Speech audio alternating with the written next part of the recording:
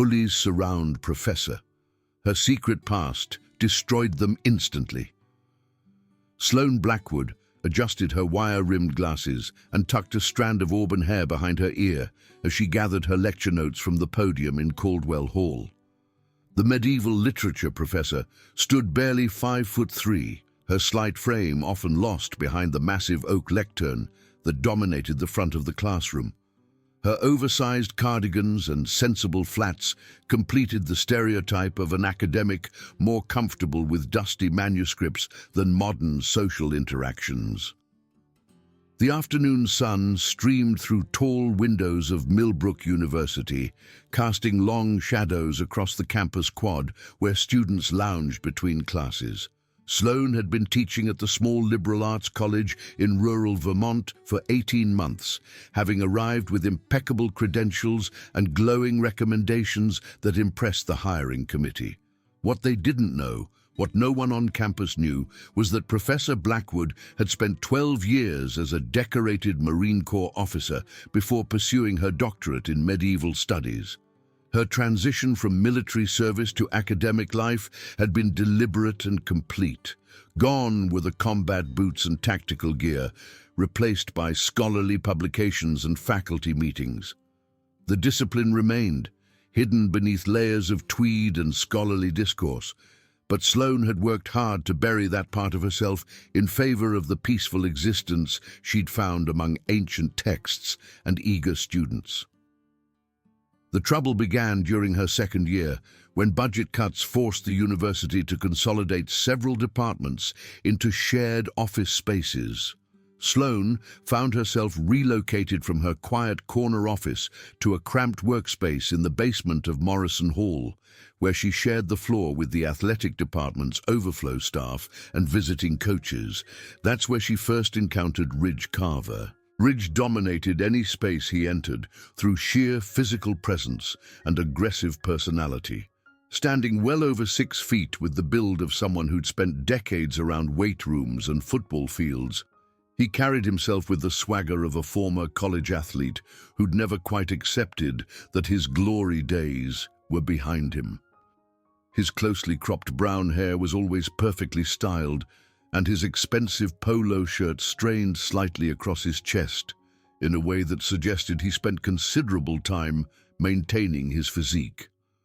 As the university's director of athletic recruitment, Ridge had carved out a comfortable niche that allowed him to relive his football career vicariously through the prospects he courted. His office walls were covered with photos from his playing days and signed memorabilia that served as constant reminders of his former status as campus royalty. Flanking Ridge in his daily activities were 2 loyal subordinates who'd attached themselves to his success like pilot fish following a shark. Tate Sullivan worked as an assistant athletic director, his nervous energy and eager-to-please demeanor making him perfect for handling Ridge's grunt work. Despite being in his 30s, Tate still dressed like he was trying out for the team, wearing athletic gear and sneakers that looked fresh from the box. Crew Fleming rounded out the trio as the strength and conditioning coordinator, whose permanently aggressive expression suggested he viewed most interactions as potential conflicts to be won.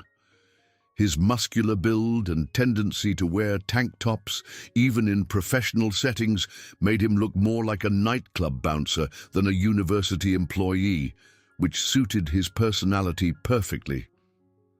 The 3 men had established an informal hierarchy within the athletic department that extended their influence throughout Morrison Hall. Their loud conversations, inappropriate jokes, and casual dismissal of anyone they considered beneath them created an atmosphere of barely controlled hostility that most faculty members learned to navigate carefully. Sloane's first encounter with them occurred on a rainy Tuesday afternoon when she was carrying a box of research materials from her car to her new office. The cardboard had grown soggy from the drizzle, making her grip precarious as she struggled with the building's heavy doors. She was concentrating so intently on keeping her precious manuscripts dry that she didn't notice the 3 men approaching from the opposite direction until it was too late. "Heads up, Professor," Ridge called out, though he made no effort to slow down or step aside. Coming through. The collision was inevitable. Ridge's shoulder caught the corner of Sloane's box, sending medieval poetry anthologies and research notes scattering across the polished linoleum floor. Some papers landed in puddles tracked in by other students, the ink immediately beginning to run and blur. "Oh no!" Sloane gasped, dropping to her knees to gather the wet documents. "Please, these are irreplaceable." "Maybe you should watch where you're going next time," Tate said with a snicker, stepping around the scattered papers without offering to help. "This is kind of a high-traffic area." Crew nudged one of the soaked books with his sneaker, sending it sliding further away from Sloane's reaching hand. "Looks like someone's having a rough day," he observed with obvious amusement. Ridge watched the scene with calculating interest, studying Sloane's frantic attempts to salvage her research. Something in her desperate scrambling seemed to amuse him, or perhaps it was the way she apologized repeatedly despite being the victim of his deliberate collision. "What's all this old stuff anyway?" Ridge asked, picking up one of the dry papers and scanning it with exaggerated curiosity. "Medieval Literature Department. Figures. Didn't know we had anyone here studying ancient history." "It's research for my book," Sloane explained, still on her hands and knees gathering papers. "I'm translating some previously unknown works by medieval women poets." "Medieval women poets," Crew repeated slowly, as if tasting something unpleasant. "Sounds absolutely riveting, really cutting-edge stuff." The sarcasm in his voice carried clearly through the hallway, drawing attention from other faculty members who slowed their pace to watch the interaction. Sloane felt heat rise in her cheeks as she realized she was providing entertainment for an audience she hadn't wanted.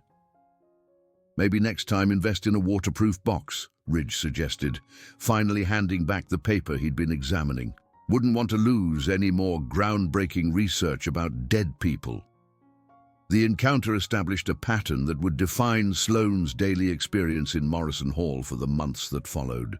Ridge, Tate and Crew seemed to view her as a source of amusing diversion, someone whose serious dedication to her scholarly work made her an ideal target for the kind of casual cruelty that bullies mistake for harmless fun.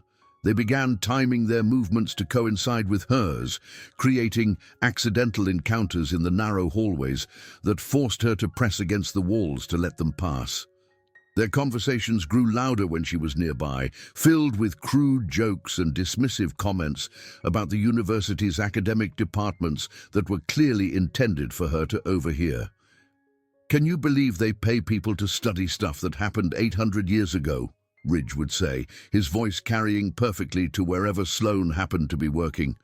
"Must be nice to have such an easy job. Sit around reading old books all day. Collect a paycheck."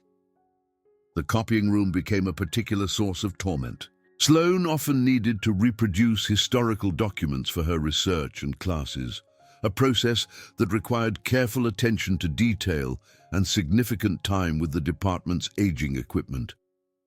Ridge and his friends would invariably arrive when she was in the middle of an important copying session, claiming urgent athletic department business that required immediate access to the machines. "Sorry, Professor," Tate would say with mock politeness, "but we've got recruiting materials that need to go out today. The real world doesn't wait for medieval poetry." They would crowd around the machines, making it impossible for Sloane to continue her work while filling the small space with loud discussions about recruiting strategies and weekend plans that effectively drove her from the room. Her protests that she'd been there first were met with exaggerated confusion and suggestions that perhaps she should learn to be more efficient with her time. The faculty lounge presented another venue for their harassment. Sloane had taken to eating lunch there while grading papers, appreciating the quiet atmosphere that allowed her to concentrate on her students' work. Ridge and his crew began using the space for their own breaks, bringing protein shakes and energy bars while discussing their workout routines and weekend conquests in voices calculated to disrupt anyone trying to focus. "Hey, Professor!" Crew would call out when he noticed her trying to concentrate. "You ever think about hitting the gym? Might help with those heavy boxes you're always dropping." The comment would invariably be followed by laughter from his companions and meaningful looks exchanged across the room. Other faculty members present would shift uncomfortably in their seats, clearly recognizing the inappropriate nature of the comments, but unwilling to intervene on behalf of a colleague they barely knew. Dr. Margaret Winters, who taught Victorian literature and had been at Millbrook for 20 years, would offer sympathetic smiles but never spoke up during these incidents. Professor James Morton from the philosophy department would suddenly become fascinated with his sandwich whenever the harassment began. Even the department secretary, Linda Hayes, would find urgent paperwork to attend to rather than witness what was happening to the newest faculty member. Their silence wasn't born of malice, but of the same calculation that governs most workplace dynamics when someone becomes a target. Speaking up would mean drawing attention to themselves, potentially making them the next focus of Ridge's group. It was easier to feel bad about what was happening to Sloane while avoiding any risk to their own comfort and security. Sloane endured it all with the same quiet professionalism that had served her throughout her academic career. She needed this position, had worked too hard earning her PhD to let workplace politics derail her goals. Fighting back would only escalate the situation and potentially damage her reputation among colleagues who already viewed her as an outsider. Better to keep her head down and focus on her research, hoping the novelty would wear off and Ridge would find other entertainment. What Ridge, Tate, and crew had no way of knowing was that their mild-mannered target had spent over a decade in some of the most dangerous places on Earth before trading her uniform for a faculty position. They couldn't see the combat experience hidden behind her scholarly exterior, or recognize the tactical awareness that allowed her to catalogue their movements and behaviors with professional precision. They had no understanding that Sloane's careful avoidance of conflict came not from weakness, but from intimate knowledge of exactly how quickly and efficiently she could end any physical confrontation they might be foolish enough to initiate. The secret of her military service weighed heavily on Sloane every time they pushed her boundaries a little further.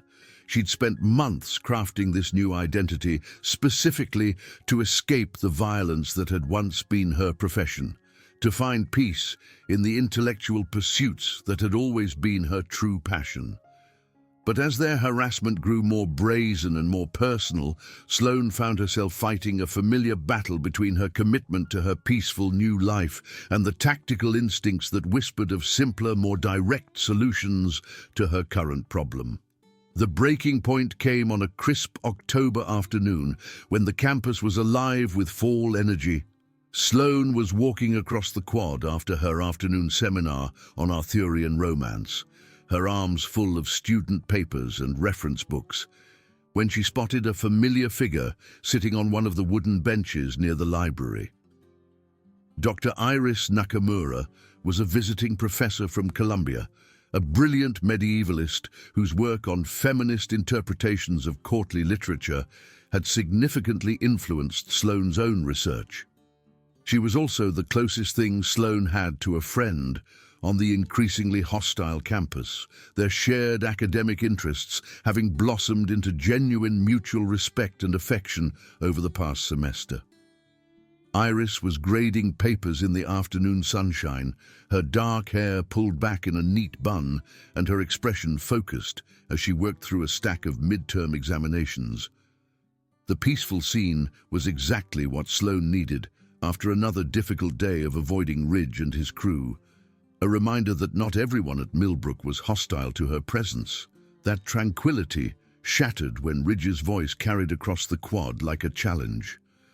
"Well, well," he called out, approaching the bench with Tate and crew flanking him like wingmen. Look what we have here.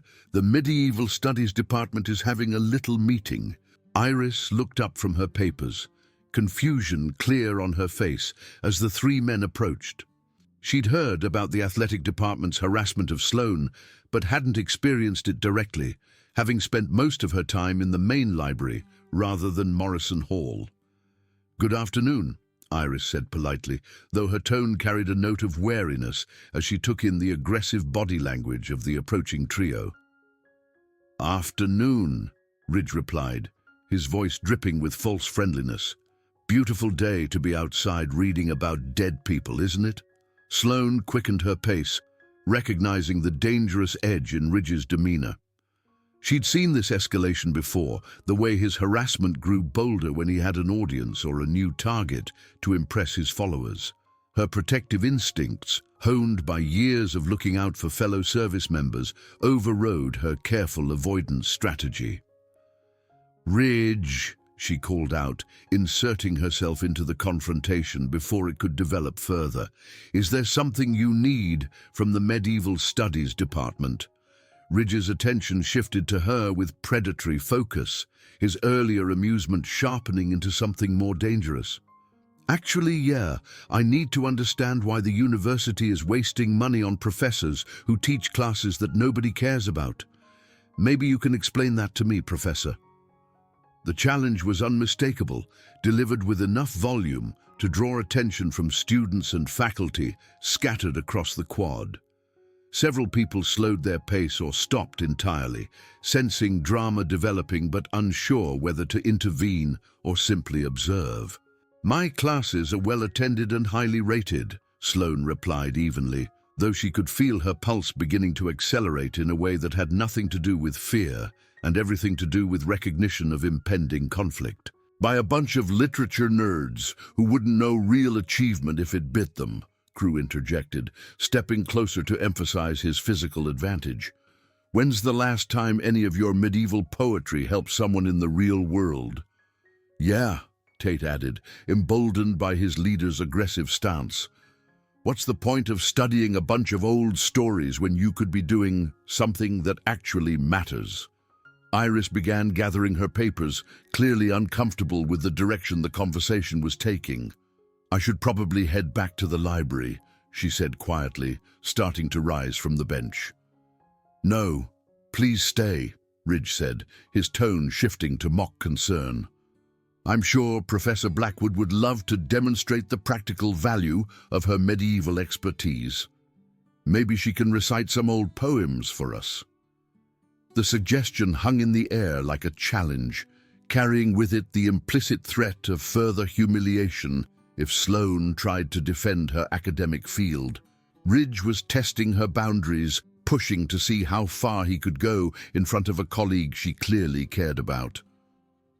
"My research focuses on recovering lost voices from medieval literature," Sloane said carefully, fighting to keep her voice steady despite the familiar tightening in her chest that preceded combat situations. "These works provide insight into historical perspectives that have been marginalized or ignored." "Lost voices," Ridge repeated mockingly, taking another step closer. "Sounds like your whole department. A bunch of lost voices that nobody wants to hear from." The insult was personal and professional, designed to diminish both her work and her worth in front of someone whose opinion mattered to her. Sloane felt something shift inside her chest, a cold clarity that she recognized from countless situations where diplomacy had failed and more direct methods became necessary. "You know what I think?" Ridge continued, encouraged by her silence and the growing audience of students who'd stopped to watch the confrontation. "I think you hide behind all those old books because you're afraid of dealing with real people in real situations. I think you picked the most useless field possible, so you'd never have to prove you can handle anything that actually matters." The accuracy of his accusation, that she had indeed chosen academia partly to escape the violence of her previous life, struck Sloane like a physical blow. But it also revealed something about Ridge that his followers hadn't grasped. He was intelligent enough to identify vulnerability with surgical precision, making him far more dangerous than a simple bully. "I think," Ridge continued, his voice dropping to carry an undertone of menace that made Iris unconsciously lean away, "that you're exactly what you look like. A scared little mouse hiding in a corner, hoping nobody notices how pathetic and useless you really are." What happened next unfolded with the kind of explosive precision that can only come from muscle memory, built through thousands of repetitions under stress.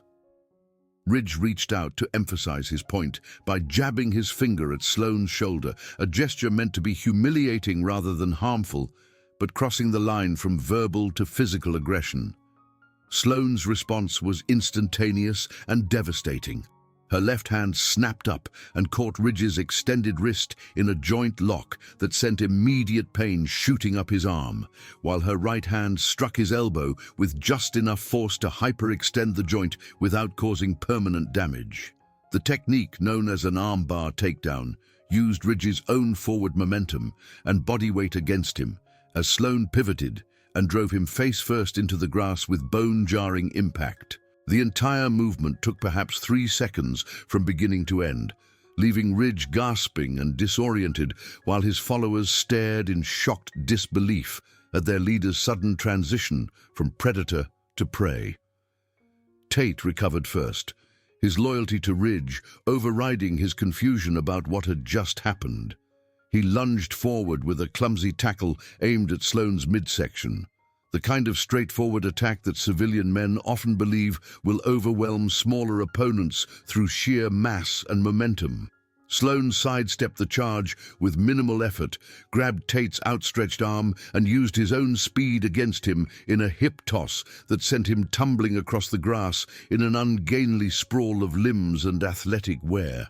The throw was textbook perfect, demonstrating the kind of technical skill that could only come from extensive training and real-world application. Crew, witnessing the efficient dispatch of his companions, hesitated for a crucial moment as his brain tried to process the impossible reversal he was witnessing. The delay cost him any chance of mounting an effective attack.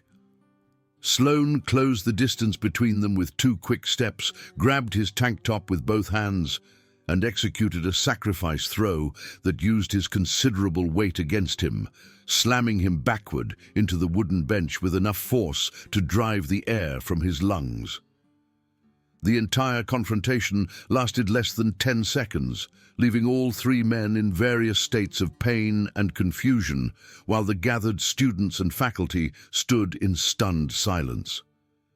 Sloane stood in the center of the aftermath, her breathing controlled and her stance balanced, looking nothing like the timid professor who'd been collecting papers just moments before. Ridge struggled to his hands and knees, grass stains covering his expensive polo shirt and mud streaking his face where he'd made contact with the soggy ground. "What the hell?" he gasped, still trying to understand how his simple intimidation tactic had resulted in him eating dirt in front of half the campus. "The hell," Sloane replied, her voice carrying clearly across the quad with an authority that made several onlookers unconsciously straighten their postures, "is that you just assaulted a faculty member in front of multiple witnesses and discovered that your assumptions about people can be very, very wrong." The transformation in Sloane's presence was remarkable to witness. Gone was the hunched posture and apologetic demeanor that had defined her interactions with the trio for months. Instead, she stood with the confident bearing of someone completely comfortable with violence, someone who understood her own capabilities and had just demonstrated them with surgical precision. "You're insane!" Tate protested from his position on the ground, grass stains decorating his previously pristine warm-up suit. "You can't just attack people. We'll have you arrested." Sloane's smile was thin and entirely without warmth. "You initiated physical contact," she said, her tone matter-of-fact rather than defensive, "in front of approximately 40 witnesses who just watched you deliberately escalate a verbal disagreement into physical aggression. I'm quite confident that Vermont's self-defense statutes will support my response to your assault." The legal reality of the situation settled over the three men like cold water. They had been the aggressors. They had crossed the line from verbal harassment to physical contact, and everyone present had seen it happen clearly. Their pattern of bullying behavior towards Sloane was well known among the faculty, making it unlikely that anyone would rush to their defense. Iris rose from the bench, her initial shock giving way to something that looked suspiciously like admiration mixed with disbelief. "Sloane," she said, her voice filled with genuine concern, "are you all right?" I'm perfectly fine," Sloane replied, her voice gentling as she addressed her friend while never taking her eyes off the three men who were slowly climbing to their feet. "I'm sorry you had to witness that. No one should have to deal with workplace intimidation." The sincerity in her words, combined with the protective way she'd inserted herself into the confrontation when Iris became a target, created a moment of connection that didn't go unnoticed by anyone present. Several students nodded in approval, their sympathies clearly lying with the professor who'd finally stood up to the athletic department's bullying behavior. Dr. Winters, who had been walking across the quad when the confrontation began, stepped forward with newfound courage. "Is everyone all right here?" she asked, though her pointed look at Ridge and his companions made it clear where she believed the fault lay. "Everything's fine," Ridge said through gritted teeth, his humiliation made worse by the growing crowd of observers. "Just a little misunderstanding." "A misunderstanding," Sloane repeated, her tone suggesting she found the euphemism inadequate. "Is that what you call months of harassment and intimidation? Is that what you call deliberately targeting a colleague for verbal abuse?" The public nature of her challenge, delivered in front of students and faculty who'd witnessed their behavior for months, stripped away any pretense that their treatment of her had been harmless or accidental. Ridge's face cycled through several emotions as he processed the complete reversal of power that had just occurred. "This isn't over," he said finally, though the threat lacked the conviction it might have carried an hour earlier. Sloane's expression didn't change, but something shifted in her stance that made all three men take an unconscious step backward. "Yes," she said simply, "it is completely over. Unless you'd like to continue testing whether I was holding back just now." Dean. The implication hung in the air like morning fog over the Vermont mountains. If this display of skill and efficiency had been Sloane showing restraint, if she'd disabled all three of them without working up a sweat while maintaining perfect emotional control, then none of them wanted to discover what she looked like when she stopped being careful about their well-being. Word of the confrontation spread through Millbrook University with the speed that only academic gossip could achieve. By the following morning, everyone from the dean to the cafeteria workers had heard some version of the story about how quiet Professor Blackwood had put the athletic department's bullies in their place. The details varied in the telling, but the core narrative remained consistent. The underestimated literature professor had revealed hidden depths when pushed beyond her breaking point. The immediate aftermath brought changes that rippled throughout the campus community.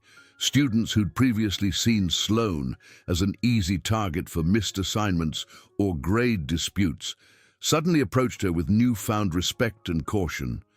Her office hours, once sparsely attended, began filling with students eager to engage with a professor who'd proven herself capable of standing up to institutional bullying.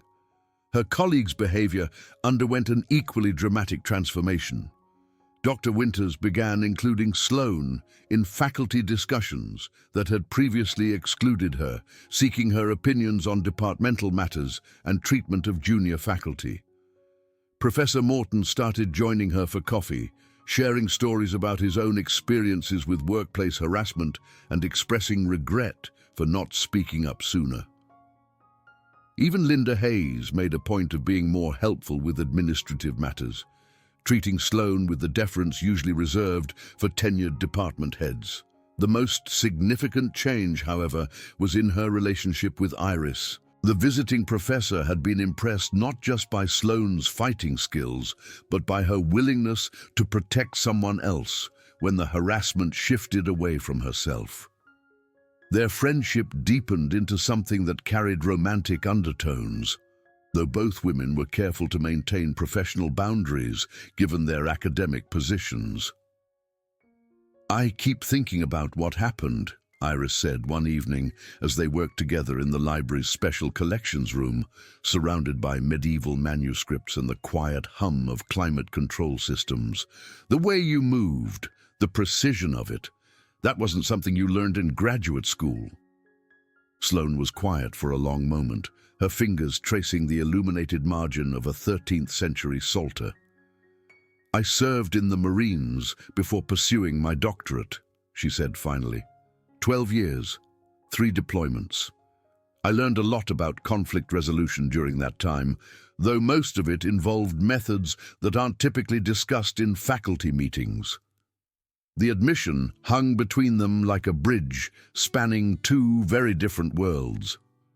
Iris had suspected that there was more to Sloane's background than standard academic credentials, but hearing it confirmed added layers of complexity to her understanding of the woman she'd been getting to know. "Is that why you chose medieval studies?" Iris asked gently. "Looking for something as far removed from that world as possible?" "Partly," Sloane admitted. "There's something appealing about studying conflicts that were resolved centuries ago, where the stakes are intellectual rather than life and death. Medieval literature offers all the drama and passion of human conflict, but contained safely within historical context." Their conversation was interrupted by the sound of heavy footsteps echoing through the library's main corridor. Both women looked up to see Ridge approaching their table, his usual swagger replaced by something that looked almost like uncertainty. His expensive polo shirt had been replaced by a simple button-down, and his carefully styled hair showed signs of hasty combing that suggested he'd been wrestling with this decision for some time. The Ridge who stood before their table was markedly different from the arrogant man who'd tormented Sloane for months. His confidence had been replaced by something approaching vulnerability, though his physical presence still dominated the space around their table. More significantly, he was alone, without Tate and crew to provide backup and validation for whatever he'd come to say. "Professor Blackwood," he said, his voice lacking its usual commanding tone, "could I speak with you for a moment?" "Privately?" Iris began gathering her papers, clearly preparing to give them space, but Sloane gestured for her to remain seated. "Anything you need to say can be said in front of Dr. Nakamura," she replied evenly. Ridge shifted uncomfortably, his pride warring with the reality of his situation. The public nature of his humiliation had made private conversation impossible, since everyone on campus had heard about his defeat and was waiting to see how he would respond. "I wanted to apologize," he said finally, the words coming out in a rush, as if he'd rehearsed them but was still struggling to make them sound sincere. "For everything. The harassment, the comments, the way I treated you. It was unprofessional and wrong." The apology represented a complete reversal from the man who'd confidently challenged her just days earlier. But Sloane recognized the calculation behind it. The fact that Ridge was more concerned with salvaging his position at the university than with genuine remorse for his behavior. "Apologies are important," Sloane said carefully, "but they're most meaningful when they come from understanding rather than consequences. Do you understand why your behavior was problematic, or are you just sorry that it didn't work out the way you expected?" The question hit Ridge like a physical blow, stripping away his attempt to control the narrative of their encounter. He opened his mouth to respond, then closed it again as he realized that any answer would reveal either his continued lack of understanding or his purely self-interested motivation. "I understand that I underestimated you," he said finally, the admission costing him visible effort. "I understand that I was wrong about who you are and what you're capable of." And, Sloane prompted, her tone suggesting that his revelation was incomplete. And I understand that using my position to intimidate colleagues was abuse of power that damaged other people for no reason except my own entertainment, Ridge continued, each word seeming to physically pain him as he spoke. The confession was more than Sloane had expected, revealing a level of self-awareness that suggested genuine reflection rather than simple damage control. She studied his face for signs of deception or manipulation, but found only the hollow exhaustion of someone whose worldview had been fundamentally challenged. "Thank you for that," she said finally. "Recognition is the first step toward change." Ridge nodded stiffly, then turned and walked away across the quad, his departure marking the end of a chapter that had defined campus dynamics for months. Students and faculty who'd witnessed the brief exchange began resuming their activities, though the undercurrent of conversation suggested that this final encounter would be analyzed and discussed for weeks to come. In the aftermath of the confrontation and its resolution, Millbrook University settled into a new equilibrium. Ridge, Tate, and crew continued working in the athletic department, but their behavior had undergone a dramatic transformation. Gone were the loud conversations and casual cruelty that had once marked their presence. Instead, they moved through their daily routines with the subdued manner of people who'd learned that their actions had consequences they couldn't predict or control. More significantly, other faculty members who'd been subjected to various forms of workplace harassment found their voices, sharing stories and filing complaints that painted a picture of systematic problems that had been ignored for too long. The athletic department's culture began to change as administrators realized that tolerance for bullying behavior created liability issues that extended far beyond hurt feelings. Sloane's victory had done more than defend herself and Iris. It had broken the spell of silence and resignation that had allowed harassment to flourish in academic spaces that should have been dedicated to learning and intellectual growth. The realization that even the most unassuming professor might possess the capability to defend themselves and others made potential bullies think twice about their behavior.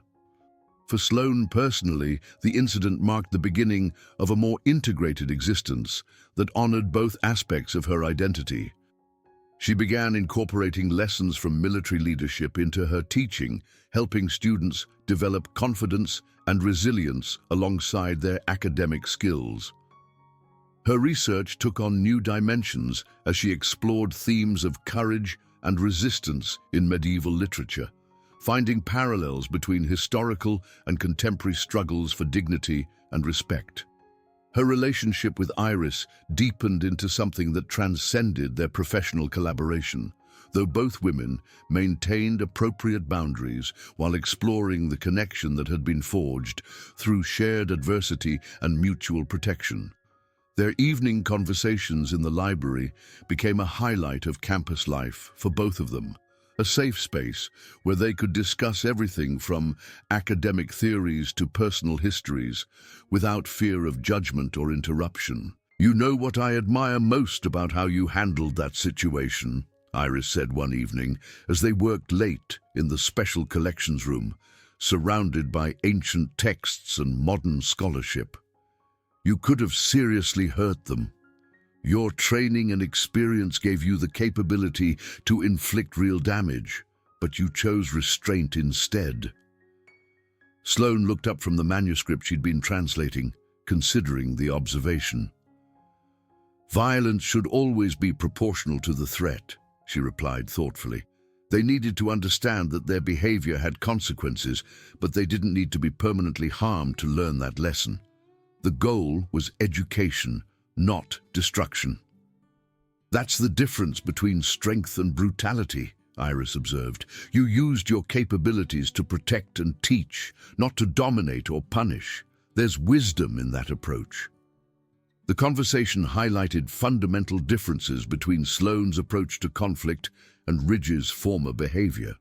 Where he had used his advantages to make others feel small and powerless, She had employed her skills only when necessary and with careful attention to proportionality and purpose. 6 months after the confrontation, Sloane encountered Ridge one final time in the faculty parking lot after a late evening department meeting. Both were loading materials into their vehicles when their paths crossed, creating an inevitable moment of recognition and acknowledgement that had been building since their last conversation.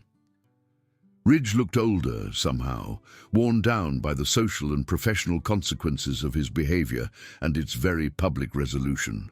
His former swagger had been replaced by a wariness that suggested he'd learned to consider the potential ramifications of his actions in ways he'd never needed to before.